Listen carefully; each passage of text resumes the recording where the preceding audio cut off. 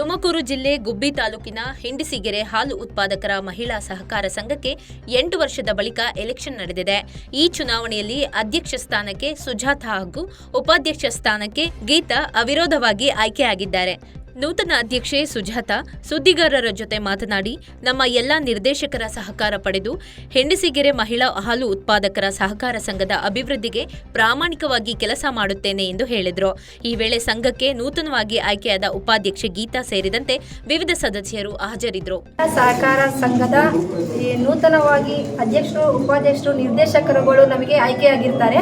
10 ವರ್ಷದಿಂದ ನಮಗೆ ಎಲೆಕ್ಷನ್ ಅಧ್ಯಕ್ಷರುಗಳು ಇದ್ರು. ಫಸ್ಟ್ ಅವ್ರು ಹೆಂಗೆ ನಮಗೆ ಸಹಕಾರ ನೀಡಿದ್ರು, ಇವರು ನಮಗೆ ಅದೇ ತರ ಸಹಕಾರ ನೀಡಬೇಕು ಅಂತ ನಾನು ಕೇಳ್ಕೊತೀನಿ. ಅಂದ್ರೆ ಬರಬೇಕಾದಂತ ಏನೇ ಒಂದು ಹಸುಗಳದು ಫೆಸಿಲಿಟೀಸ್ ಏನೇ ಇರುತ್ತೋ, ಡೆತ್ ಆಗಿರೋದಾಗಿರ್ಬೋದು, ಬೇರೆ ಏನೇ ಆಗಿರ್ಬೋದು, ಪ್ರತಿಯೊಂದು ಸರ್ಕಾರದಿಂದ ಏನೇ ಒಂದು ಸೌಲಭ್ಯ ಬಂದರೂ ನಮ್ಮ ಮಹಿಳಾ ಸಹಕಾರ ಸಂಘದಿಂದ ನಾವು ಅದನ್ನ ರೈತರಿಗೆ ಅನುಕೂಲ ಮಾಡಿಕೊಡ್ತೀವಿ.